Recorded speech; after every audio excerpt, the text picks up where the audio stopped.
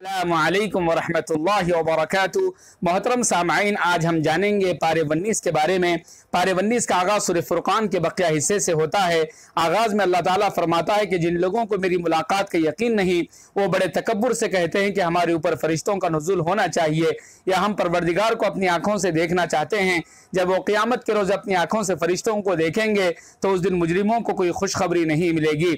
इस सूरत में रसूल करीम सल्लल्लाहु अलैहि वसल्लम का अपनी उम्मत से मुताल्लिक़ एक शिकवा भी बताया गया है कि आप क़यामत की अल्लाह से उन लोगों की शिकायत करेंगे जिन्होंने कुरान मजीद को छोड़ दिया, ना तिलावत की, ना समझा और ना उस पर अमल किया। लिहाजा हर मुसलमान को चाहिए कि वो कुरान को पढ़ने, समझने और उस पर अमल करने की कोशिश करते रहें। इस सूरत में इरशाद है कि क़यामत के दिन जालिम अपने हाथ को काटेगा और कहेगा कि काश मैंने रसूल के रास्ते को इख्तियार किया होता और काश मैंने फलां को अपना दोस्त ना बनाया होता, उसने तो मुझे नसीहत आ जाने के बाद भी गाफिल कर दिया। यानी बहुत से लोग बुरी सोहबत को इख्तियार करने की वजह से गुमराह होंगे। इंसान को हमेशा नेकुकारों की सोहबत इख्तियार करनी चाहिए। इस सूरत के आखिर में अल्लाह ताला ने अपने बंदो इबादुर रहमान की सिफात बयान फरमाई हैं कि अल्लाह के ये बंदे ज़मीन पर आजिज़ी से चलते हैं और तकब्बुर नहीं करते। जाहिलों से वास्ता पड़े तो उन्हें सलाम करके आगे बढ़ जाते हैं। उनकी रातें रुकू व सुजूद में गुजरती हैं। खर्च करने में एतदाल रखते हैं, ना बुख्ल करते हैं और ना फजूल खर्ची करते हैं। अल्लाह के साथ किसी को शरीक नहीं करते। कत्ल नाहक से अपने आप को बचाए रखते हैं। जिनाकारी व बदकारी के करीब भी नहीं भटकते। झूठी गवाही नहीं देते और बुराई की मजालिस से दूर रहते हैं और अपने लिए और बीवी बच्चों के लिए हमेशा दुआ मांगते रहते हैं। सूरह फुरक़ान के बाद सूरत शुरा का आगाज़ है। इस सूरत अल्लाह तबारक व तआला ने कौम नूह, कौम हूद, कौम समूद और कौम लूत पर आने वाले अज़ाबों का तज़किरा अल्लाह ताला ने इस सूरत के अंदर किया है कि किस तरह उन तमाम अक़वाम ने अपने नबियों की नाफरमानी की और अज़ाब का निशाना बने। अल्लाह ताला ने उन सब नबियों का उसलूब दावत बयान फरमाया है कि उन्होंने कार नबूवत के बदले अपनी कौम से कुछ नहीं चाहा, बल्कि अपनी सारी तंगदू का अजर सिर्फ अल्लाह से चाहा। उसके बावजूद उन जाहिल अक़वाम ने अपने अपने नबियों की तकज़ीब की और उनका इनकार किया और अंजाम कार आज़ाब का निशाना बने और रहती दुनिया के लिए इबरत का निशान बन गए।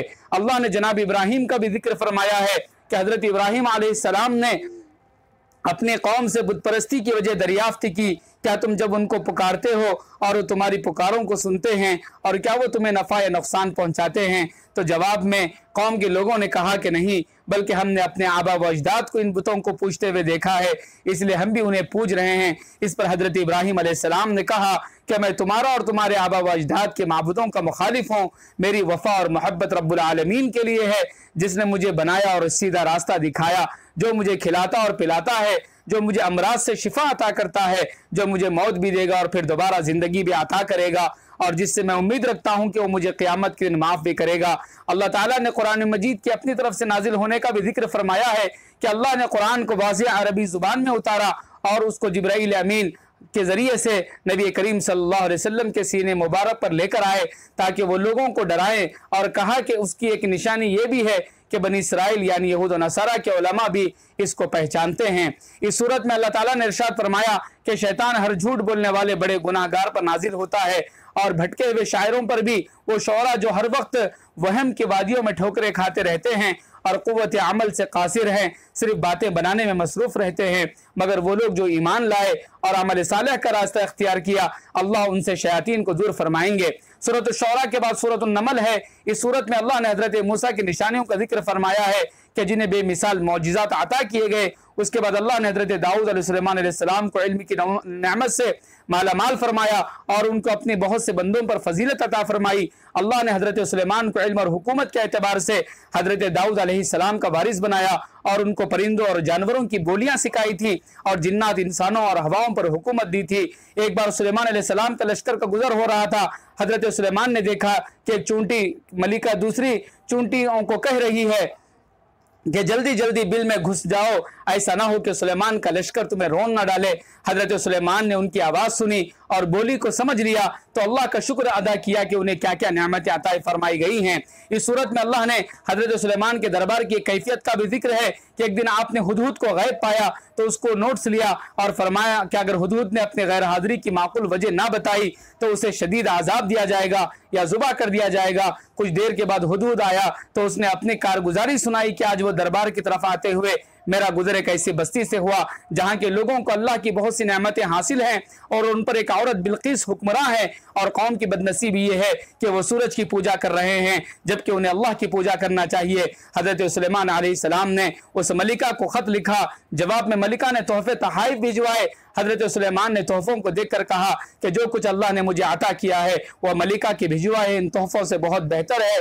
आपने अपने दरबारियों से कहा कि तुम में से कौन है जो मलिका के तख्त समेत मेरे दरबार में ले आए। उस पर एक बड़े जिन ने कहा कि मैं दरबार के बर्खास्त होने से पहले मलिका को तख्त समेत यहाँ ला सकता हूँ। एक और शख्स खड़ा हुआ जो किताब का इल्म रखने वाला और अल्लाह के अस्माए आज़म का आलिम था। उसने कहा कि मैं मलिका के तख्त को आपके पहलू बदलने से पहले हाजिर करूंगा। आनन फानन मलिका बिल्किस तख्त समेत वहां आ गई। हजरत सुलेमान ने मलिका के तख्त में तब्दीली करके उनसे पूछा, क्या यह आप ही का तख्त है? तो मलिका ने कहा कि हाँ मैं जवाब दिया। उसके बाद हजरत सुलेमान ने मलिका को अपने महल के खास हिस्से में आने की दावत दी, जिनका फर्श शीशे का बना हुआ था, लेकिन देखने वाली आंख को पानी महसूस होता था। जब मलिका बिल्किस शीशे की फर्श पर से गुजरने लगी तो अपने पिंडलियों से कपड़ों को उठा लिया ताकि पोशाक गीली ना हो। हजरत सुलेमान ने कहा कि यह पानी नहीं बल्कि शीशा है। इस तरह उन्होंने मलिका को बतलाया कि आप पानी और शीशे में फर्क नहीं कर सके। हजरत सुलेमान असल में मलिका को यह बताना चाहते थे कि इस तरह आप सूरज की रोशनी और अल्लाह के नूर में फर्क नहीं कर पा रही हैं, चुनांचे सूरज की पूजा करती हैं। मलिका ने फौरन ऐलान किया, क्या मेरे परवरदिगार, मैंने अपनी जान पर जुल्म किया, और यूं उन्होंने इस्लाम को कबूल कर लिया। यह वाकया हमें बताता है कि दीन की दावत हमेशा हिकमत और दानाई से देनी चाहिए और मुखातब को अपने माहौल में ला कर देनी चाहिए। अल्लाह ताला से दुआ है अल्लाह मुझे आपको कुरान और सुन्नत को समझने और उसके मुताबिक अमल करने की तौफीक अता फरमाए। शुक्रिया, जज़ाकुमुल्लाहु खैरा।